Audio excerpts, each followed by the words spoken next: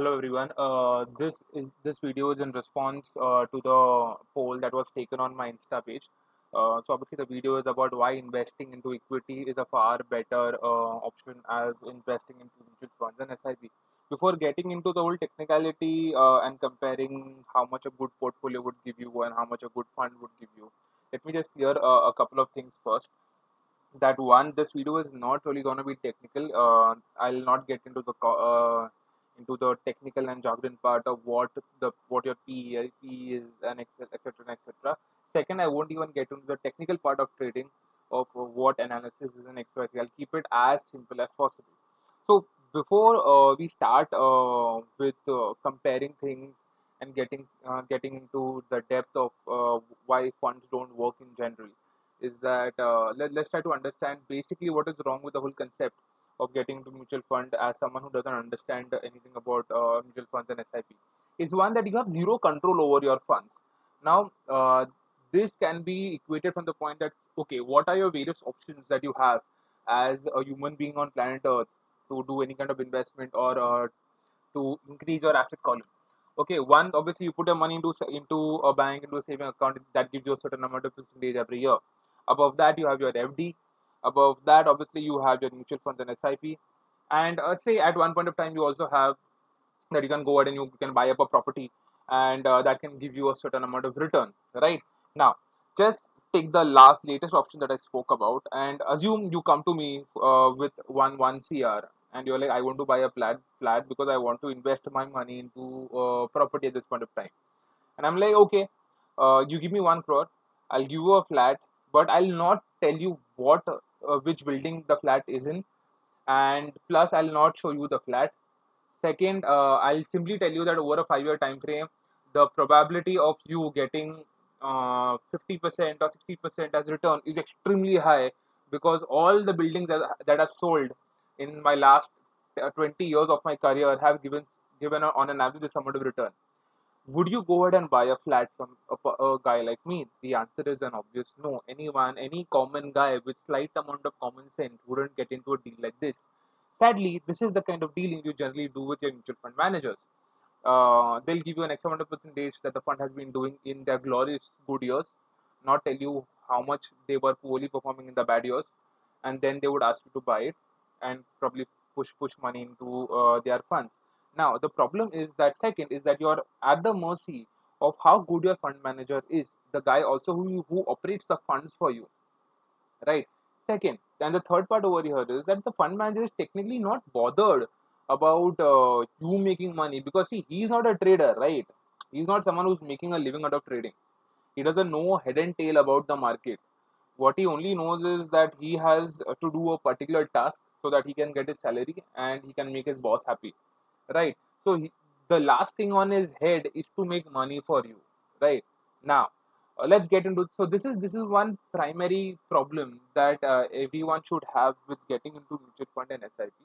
Obviously, the hurdle that generally people have is because they do not have any amount of technical knowledge regarding this particular field, and knowing only the fact that this might make them money, right? So going ahead and trying to understand why these funds really don't work in general, or you might not land up making money out of these funds. I've just taken a few funds, good and bad. Okay. Now this is one of the 5-star rating funds that I found on this particular site, as you see. Uh, so let's go ahead. The performance of this fund over a time frame of last 5 years has been somewhere around 8.88% as returns. Okay. Now, any time in life you ever want to compare your personal money growth as compared to any kind of mutual fund or to the market, is that you simply take Nifty 50, try to take the percentage what the market has done over a span of 5 years, and try to compare your equity portfolio or your mutual fund. Okay, so you get a very fair idea, because if the market goes up and down of a certain percentage, the the fund should also do it in a similar direction. Now, if you see the last 5 years.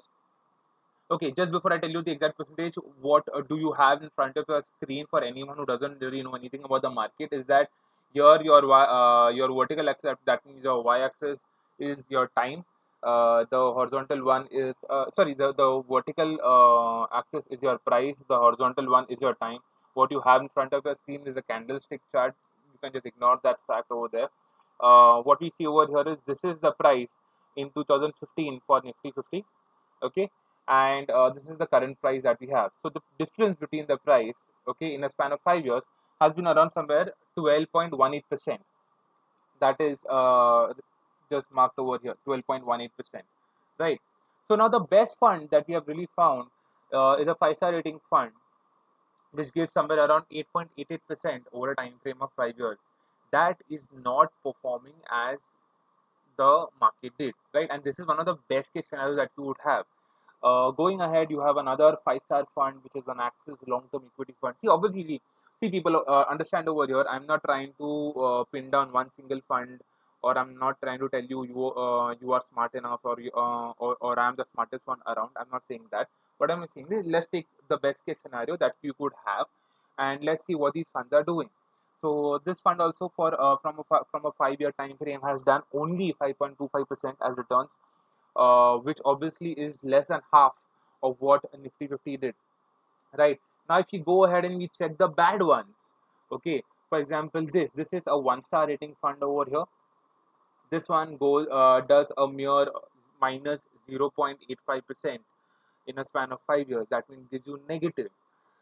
Something like an SBI long-term equity, which is again a 2-star rating fund, gives you only 0.02% as profit over a span of 5 years, right? So what you're getting over here is on a long-term span of say 5 years, you're still not getting the kind of returns that one should get, right? Now, going ahead, let us try to figure out how a decent enough portfolio might look like, right? So, what I've really got here for you is a very basic spread of how a 10 stock portfolio will look. Okay, so what I've done is I've not really gone into picking and choosing stocks that I would personally have in my portfolio. These are just random top of the line stocks that one could think of. So what I've done is I've taken a little from bank, I've taken a few from pharma, I've taken a few from FMCG, and then I've taken a few from IT, one of the most stable sectors that we have now. Okay, now one thing that I just want to make clear is even when we are comparing percentages over here, for example, HDFC Bank does 74% in 5 years. Okay, 5-year time frame 74%. What I'm not considering is my logical entry, second, my logical exit. Uh, Even as long-term investors, we do have exit strategies in place if the market really goes against us. Like for example, anyone, obviously there are two set of people who are really listening to this video at this point of time. One are my students, and second are people who completely don't know about me, right?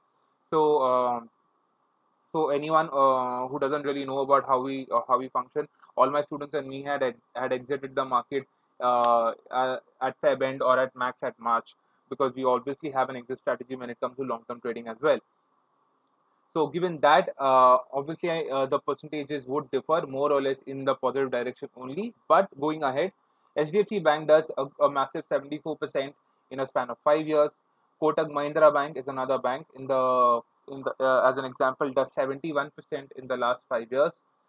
Bajaj Finance does a good 365% in the last 5 years. Divis Lab does 174%. Torrent Pharma does a good 121%. Dabur does a good 68%. Colgate Palmolive does a good 33%. Jubel Food does 109%. TCS, that's from IT, does 57%. Infosys again from IT does 40%. See, so I don't have any fancy names that one would. This is just top of the line that company that even any retailer might know of. So if you look at an average of this portfolio, okay, making for you would be somewhere around at least 75 to 100% in a span of 5 years, and that is what a good portfolio does. If the market has grown by 10%, a good portfolio will go ahead and make you far more. Now, what advantage does one have once you know how to trade and to build up your own portfolio is that, say if one of the stocks doesn't perform for you, you have all the right in this world to get rid of the stock, Okay, now that is one negative that you don't have when it comes to a mutual fund, because you cannot go up and tell up a mutual fund that, you know what, do not go ahead and buy or hold a particular stock because it is not doing well. So I'll just give an example over here. SBI long term equity, this is all the holdings that they have in their portfolio at this point of time. Now my problem arises, so, and this is the percentage that they have. So this is the percentage that they have in the portfolio. Now my problem arises as it comes to Ambuja Cement, Cipla, L&T, State Bank, ITC. I'll just show you the charts of these stocks. So if you're looking at Ambuja Cement, this stock in the last 5 years has done nothing. Right now, if the fund is still holding it, you cannot go up and tell the fund that, you know what, you should not be holding it because the fund has actually been on a decline of 34%. Okay, and because of this my money is not being made. Right now, if you go ahead, another one which was there in the list was State Bank of India. Again, State Bank of India for the last 5 years makes nothing, it's into negative. Right, again, if I see this happening, and even if I know that State Bank for me has fallen by 51%, okay, I can't go up and tell SBI fund people to exit State Bank. Right, because it is actually affecting my money. True. Then then another example that we have was Cipla. So Cipla also, like the previous two examples, sorry, Cipla also, like the previous two examples, makes absolutely no money in a span of 5 years. So this is my major problem with anyone who's betting on mutual funds or SIPs to make the money, is because you have no control over what your money does and where it goes, and you are simply at the mercy of the fund manager who's managing the fund for you. Okay, so I hope this video gives you that slight clarification that equity is always a better option as compared to mutual fund and SIP. Obviously, what you need over here is the understanding to how to trade the market, and then only if obviously you do not have that, then mutual fund seems your best bet. But even over there, you still need to find a good fund manager. My thought over here is very simple. If you want to make money over anything for you, you could spend a little time trying to understand how the machine works, and then probably make complete use of it and make and take home all the profit that you might make over your given capital. Right, so I hope I've somewhere down the line tried to help you to understand this question of why investing into equity is a far better option than investing into mutual funds and SIP. If you have any doubts, obviously you can connect me through the Instagram page. Thank you so much for watching this video. Have a nice day, guys. Thank you so much.